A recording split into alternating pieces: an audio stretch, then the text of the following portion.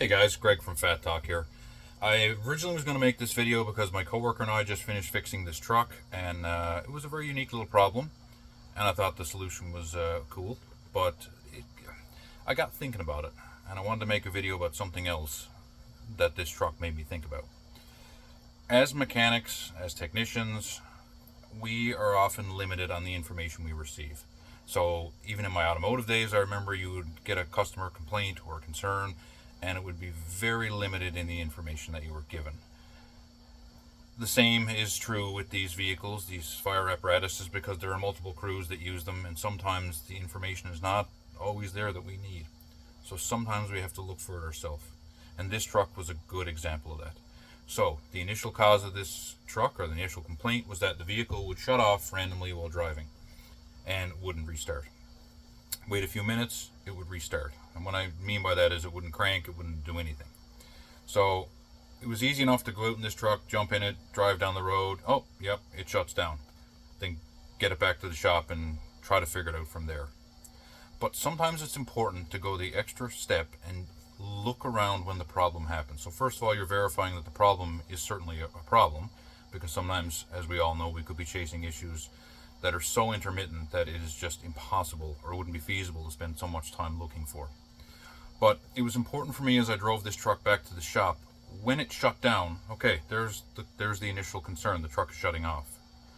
But take some time to look, in this particular case, take some extra time to look around the cab. What else is going on? In my particular case, I noticed the wipers had stopped. I still had all my dash lighting, but I didn't have any instrumentation. All the gauges were peg zero. I looked over at my switches. All the backlighting was on, but none of the actual on lighting was on. So the labels were lighting up, but the switches themselves weren't. I looked at the Allison controller. That was dead. So right away, just by looking around the cab, you see some clues to what may be going on. Just as fast as that, the heater comes back on, the Allison controller lights up, I push the start button, the truck starts.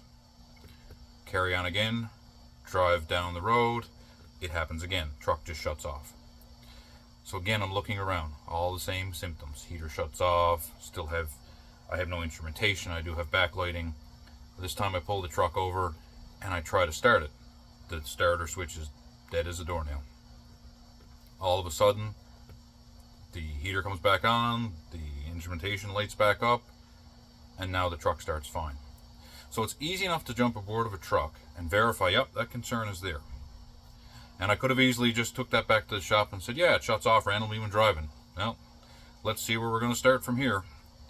But looking around and looking at your surroundings and seeing what else was happening gives you a massive insight on where to start. It gives you clues on what may be going on. In this case, I knew I was losing at least half my ignition power. So this truck has, in particular, has multiple fuse blocks, so I have a direction to start looking in.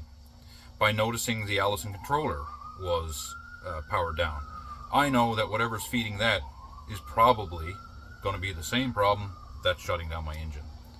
So taking a few extra minutes during your diagnosis, whether it's on your road test home or road test back to the shop, and just observing will do you a world of good in helping your diagnosis.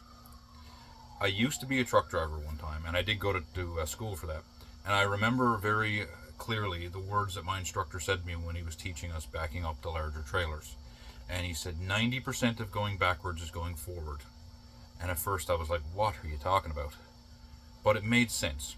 Positioning your truck to where you want it to be to give you the best approach angle for backing up gave you the best advantage to being successful at backing that trailer in. Well, electrical diagnosis is no different. Getting all the information, setting yourself up to know what direction you're going to head in the end will do you a world of good. So I just wanted to jump on here and just, in a world where everything is such a big rush, take a second and observe around you, look at what's going on. You'll be amazed at how it'll point you in the right direction. Thanks, guys. Have a great day and be safe. And remember, as I always say, never stop learning, never stop teaching.